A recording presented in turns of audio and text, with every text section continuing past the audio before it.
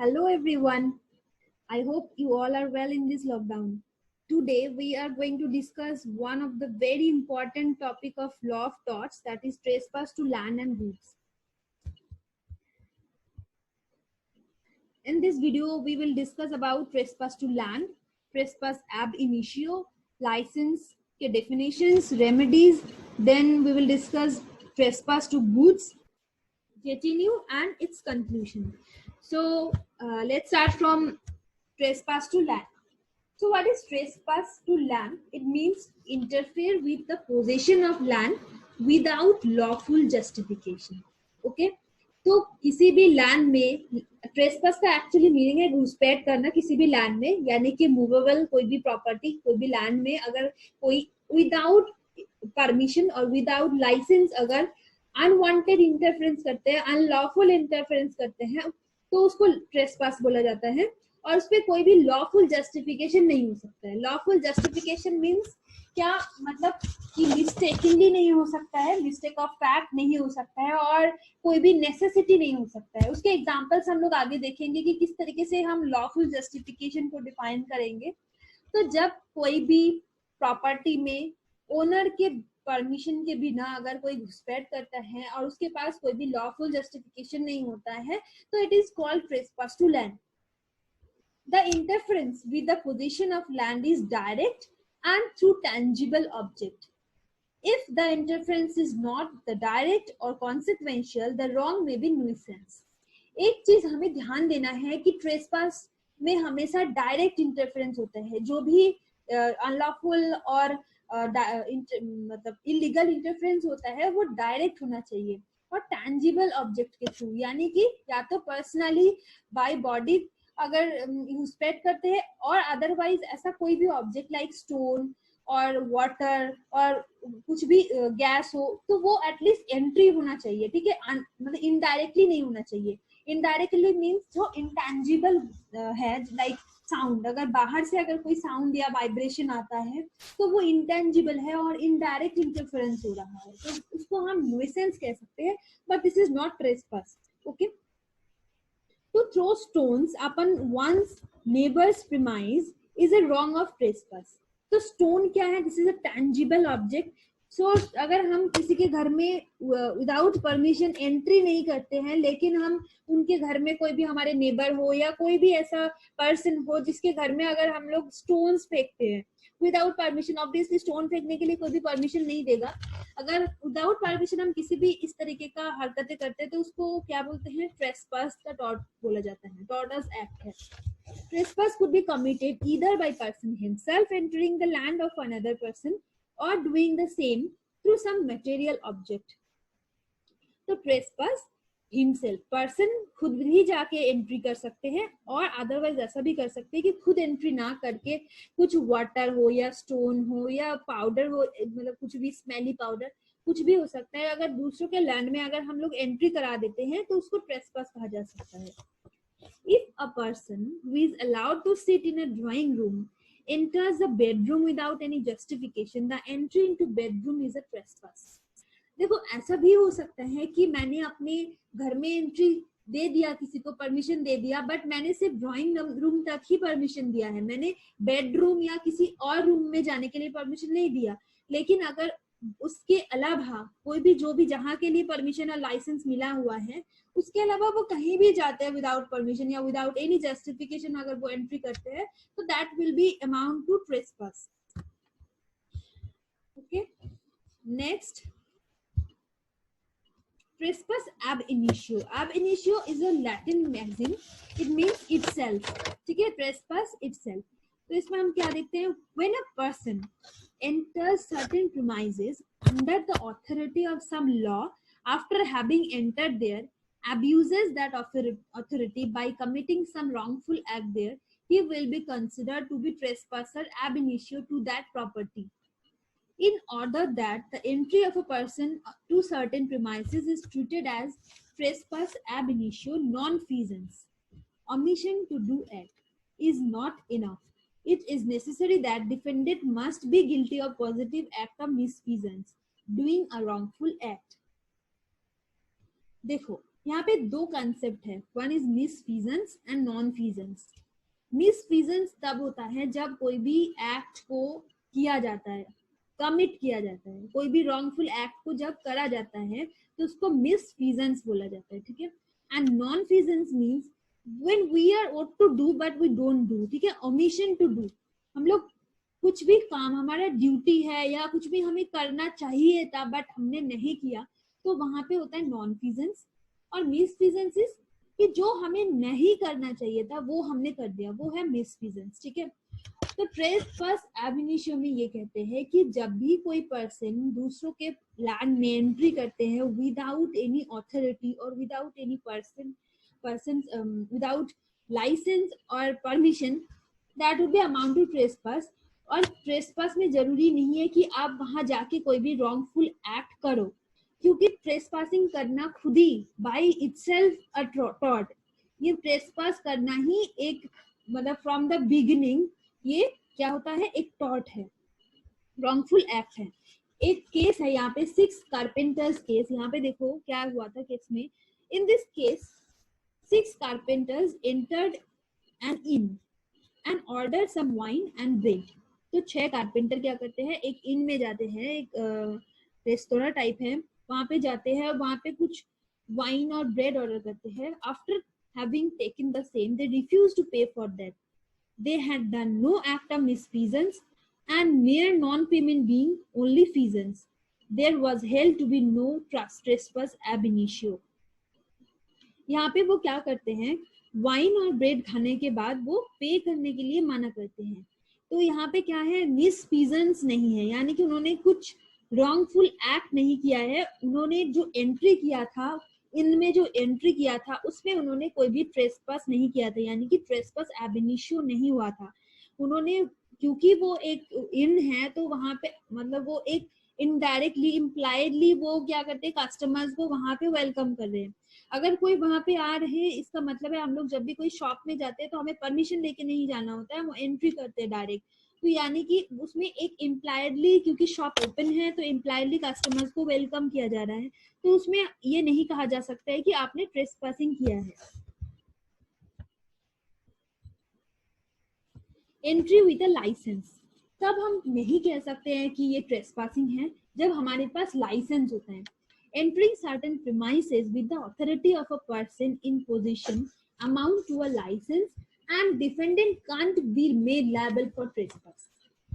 After the license is revoked, the licensee become the trespasser of land and must quit that place within a certain time, reasonable time. देखो, अगर हमारे पास किसी particular place में जाने के लिए authority दिया हुआ है या परमिशन दिया हुआ है, तो यानी कि हमें उस प्लेस में जाने के लिए परमिशन है, लाइसेंस है, ठीक है। एक एग्जांपल मैं इसमें दे रही हूँ, जैसे कि मान लो कि मेरे घर में कोई सर्वेंट, मैंने मेड सर्वेंट रखा है और मैंने ये अथॉरिटी उसको दिया है कि उसके पास मेरे घर का चाबी रहेगा।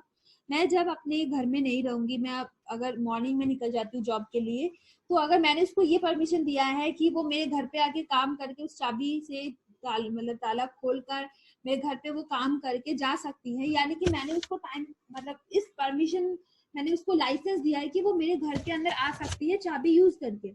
लेकिन बाई चांस मान लो कि मैंने उसको 1 मंथ या 2 मंथ का मैंने परमिशन दिया है कि हाँ इतना टाइम तक 31 जुलाई तक सिर्फ वो आ सकती है मेरे घर में और काम करके जा सकती है, लेकिन 31 जुलाई तक क्या है, उसके पास परमिशन है। अगर मैंने इस टाइम के बीच में अगर बोल दिया कि उसने ट्रेसपासिंग किया है क्योंकि उसने हर रोज मेरे से परमिशन नहीं मांगा, that is not a trespass, ठीक है, केस ऑफ ट्रेसपास, क्योंकि मैंने उसको उतना टाइम पीरियड के लिए 31 जुलाई तक के लिए मैंने उसको लाइसेंस दिया है, तो हर रोज उसको परमिशन लेने की या अथॉरिटी मेरे से परमिशन मांगने की कोई भी जरूरत नहीं है।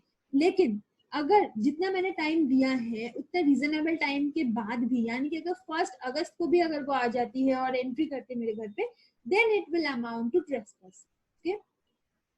और ट्रेसपास लाइसेंस भी 2 काइंड्स के हैं, one is bare licence and second one is a license coupled with a grant, ठीक है। A bare license can be revoked, whereas a license which is coupled with a grant cannot be revoked. In certain cases, it is possible that a licensor, by any terms of contract, express or implied may agree that even a bare license will not also be revoked. It means bare licence को किसी भी time पे revoke किया जा सकता है, मतलब खत्म किया जा सकता है, लेकिन जिस लाइसेंस में ग्रांट भी कपल्ड है, उसके साथ मिला हुआ है कोई भी पर्टिकुलर परमिशन और ग्रांट, उसको कभी भी मन चाहे तो रिवोक नहीं कर सकता है। लेकिन कभी कभी कुछ कुछ कॉन्ट्रैक्ट में क्या होता है कि अगर लाइसेंसर और लाइसेंसी के बीच में अगर कोई कॉन्ट्रैक्ट है, उसमें अगर एक्सप्रेसली ये और इम्प्लाइडली ये बताया गया है और दोनों ने एग्री किया है, तो बेयर लाइसेंस को भी ऐसे बनाया जा सकता है कि कभी भी रिवोक नहीं किया जाएगा जब तक कॉन्ट्रैक्ट है या जब तक टाइम पीरियड है, तो बीच में बेयर लाइसेंस को रिवोक नहीं किया जा सकता है। वो तभी होगा जब कॉन्ट्रैक्ट में दोनों ने, लाइसेंसर और लाइसेंसी दोनों ने अगर एग्री किया है तो। अब मैं एक चीज और बता देती हूँ, लाइसेंसर और लाइसेंसी किसको कहते हैं। लाइसेंसर मीन्स जो लाइसेंस दे रहा है, परमिशन दे रहा है, दैट इज लाइसेंसर। एंड जिसके पास लाइसेंस मिल रहा है या ग्रांट मिल रहा है या कोई भी परमिशन मिल रहा है, उसको कहते हैं लाइसेंसी। ओके, तो लाइसेंस के अंदर एक केस हम लोग देख लेते हैं, बूथ वर्सेस लीडबीटर का। यहाँ पे क्या हुआ था देखो, मैं एक बार रीड कर लेती हूँ फिर मैं समझा दूंगी। The plaintiff having purchased a ticket went to see a horse race and the defendants were the occupiers of the race course। तो यहाँ पे देखो जो प्लेंटिफ है उसने हॉर्स रेस कोर्स को देखने के लिए टिकट लिया था, और डिफेंडेंट कौन है, डिफेंडेंट है जो रेस कोर्स के ऑक्यूपायर्स हैं, यानी कि जो ओनर है हम कह सकते हैं वन वर्ड में।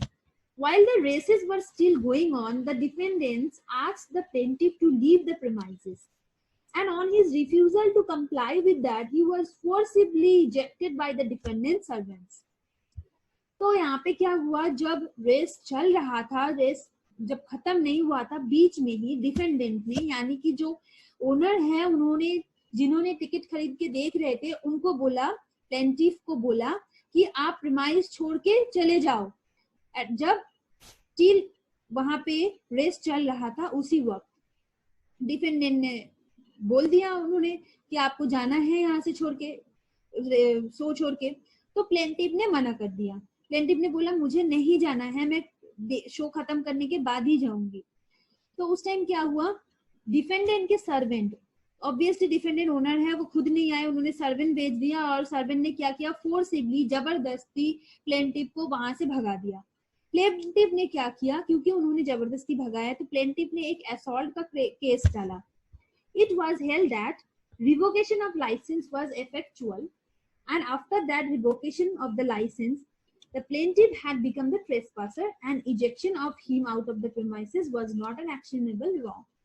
तो प्लेंटिफ ने असॉल्ट का केस डाला था, लेकिन यहाँ पे कोर्ट ने ये बोला कि क्योंकि लाइसेंस रिवोक कर दिया था लाइसेंसर ने, ऑब्वियसली जो ओनर है उन्होंने टिकट के थ्रू क्या किया, प्लेंटिफ को लाइसेंस दिया कि आप हमारे यहाँ पे प्रीमाइसेस में आके रेस देख सकते हैं। लेकिन बीच में अगर डिफेंडेंट ने, यानी कि ओनर ने, अगर इस लाइसेंस को रिवोक करते हैं, तो रिवोक करने के बाद भी अगर प्लेंटिफ वहां पे बैठे थे या वहां पे एंट्री करके रह गए थे, तो that is amount to trespass. और उन ट्रेसपासर को अगर इजेक्शन करा रहे हैं, मतलब अगर उनको भगा रहे हैं, वहां से जाने के लिए बोल रहे हैं, तो that is not actionable wrong, ये कोर्ट ने बताया था। तो ट्रेसपास टू लैंड्स में क्या क्या रेमेडीज हैं हम देख लेंगे। Number 1 is re-entry. If a person's possession had been disturbed by a trespasser, he has a right to use reasonable force to get a trespass vacated. A person who is being thus entitled to immediate possession use reasonable force and regains the possession himself and can't be sued for trespass। इसका मतलब अगर कोई भी person immediate position में है, देखो एक चीज मैं और इन्फॉर्म कर देती हूँ, ट्रेसपास हमेशा पोजीशन के अगेंस्ट रॉन्ग है, ओनरशिप के अगेंस्ट रॉन्ग नहीं है। जैसे कि अगर हम कोई भी रूम रेंट पे लेकर रहते हैं, तो अगर हमारे रूम में हमारा अगर जो फ्लैट ओनर और अपार्टमेंट ओनर या हाउस ओनर अगर आ जाते हैं और उनका ये अगर कहना होता है कि वी आर द ओनर, तो हम कभी भी एंट्री कर सकते हैं, दैट इज नॉट मतलब लीगल, ठीक है, वो भी ट्रेसपास माना जाएगा, क्योंकि इमीडिएट पोजीशन में अभी रेंटी है, तो जो इमीडिएट पोजीशन में है उसी का प्रॉपर्टी माना जाएगा फॉर द ट्रेसपास ओनली। तो ट्रेसपासर क्या है, पोजीशन के अगेंस्ट रॉन्ग है। तो यहाँ पे क्या है, देखो बाय चांस किसी भी पर्सन के पोजीशन में अगर कोई भी ट्रेसपासर इंटरफेयर करता है या डिस्टर्ब करता है, तो वहां पे उनके पास राइट है उस पर्सन को वेकेट कराने के लिए, यानी कि वहां से भगाने के लिए, जाने के लिए वो बोल सकते हैं या फोर्स यूज कर सकते हैं। ठीक है, बाय चांस मानो कि वो पर्सन वहां जो भी पोजीशन में पहले थे और ट्रेसपासर ने डिस्टर्ब कर लिया और वो चले गए, तो जब दोबारा से वो पोजीशन में जो पहले थे वो अगर री एंट्री करते हैं, दैट इज लीगल, और उनके पास राइट है कि वो अपना पोजीशन दोबारा से रीगेन कर ले, दोबारा से उनको मिल जाए, और उसके लिए उनको ट्रेसपास में कोई भी सू नहीं कर सकता है, क्योंकि वो ऑलरेडी पोजीशन में थे और उनको ट्रेसपासिंग करके डिस्टर्ब किया गया था और इंटरफेयर किया गया था, तो वो दोबारा से री एंट्री कर सकते हैं। Next, second remedy is suit for damages, a speedy remedy to a person who has been disposed of immovable property otherwise than in due course of law. Suit for damages under Section 6 of Specific Relief Act, which states that a person who is disposed forcibly from immovable property can suit in time period of 6 months. तो suit for damages में क्या है कि obviously जब re entry तो है ही, कि by chance मानो री एंट्री में ये कहते हैं कि बाई चांस डिस्टर्ब करके, अगर डिस्टर्बेंस की वजह से या इंटरफेरेंस की वजह से अगर जो इमीडिएट पोजीशन में है अगर वो चले गए तो वो वापस एंट्री कर सकते हैं, that is a remedy. And second one क्या है कि हम कोर्ट में जाके सूट फाइल कर सकते हैं ट्रेसपासिंग के under, and also specific relief act के अंडर सेक्शन 6 में भी हम लोग केस फाइल कर सकते हैं। The third one is action for men's profit. The person who is disposed forcibly can claim for compensation for the loss he or she had suffered during the period of disposition. An action to recover such compensation is known as an action men's profit. देखो, अगर कोई भी person को जो already position में है उनको bye trespass यानी कि बाय डिस्टर्बेंस एंड इंटरफेरेंस अगर उनको डिस्पोजेशन कर दिया जाता है, यानी कि उनको अपने ही प्रॉपर्टी को एंजॉय नहीं करने दिया जाता है, तो वो क्या क्लेम कर सकते हैं कोर्ट में जब वो केस फाइल करेंगे या सू करेंगे, तो वो क्या कंपेंसेशन में वो अपना जो भी लॉस हुआ है अपने डिस्पोजेशन होने की वजह से, यानी कि जितने भी टाइम पीरियड के लिए वो अपनी प्रॉपर्टी को ठीक तरीके से एंजॉय नहीं कर पाया और उसके वजह से जो भी उनको मॉनिटरी लॉस हो या जो भी मेंटल हैरेसमेंट और जो कुछ भी उनको लॉस हुआ है वो उसको कंपेंसेट कराने के लिए एक्शन ले सकते हैं। Fourth one is distress damage peasant. देखो, मैंने जब बोला था कि डायरेक्टली कोई भी टैंजिबल ऑब्जेक्ट से, यानी कि बाय हिमसेल्फ और बाय वाटर और बाय एनी पाउडर और एनी स्टोन हो या कोई भी कैटल लाइक कुछ भी एनिमल्स हो, जैसे अगर हैन, डॉग, शीप, कुछ भी एनिमल्स को भी अगर हम दूसरे के प्रॉपर्टी में एंट्री करा देते हैं और लैंड उनके लैंड में अगर कोई भी डैमेज क्रिएट करते हैं वो भी ट्रेसपास है। तो ऐसे कंडीशन में क्या हो सकता है, जो भी पर्सन पोजीशन में है उनके पास राइट है, वो अथॉरिटी है उनके पास कि अगर बाई चांस कोई भी कैटल या चैटल से उनके प्रॉपर्टी में डैमेज हुआ है तो उसको डिटेन कर सकते हैं, और जब तक कंपेंसेशन नहीं मिलता है तब तक उस डिटेनमेंट पे वो रख सकते हैं दैट पर्टिकुलर कैटल और चैटल्स को।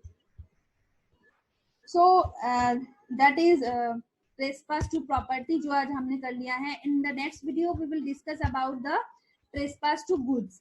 Okay, I hope that you have enjoyed the video. Thank you.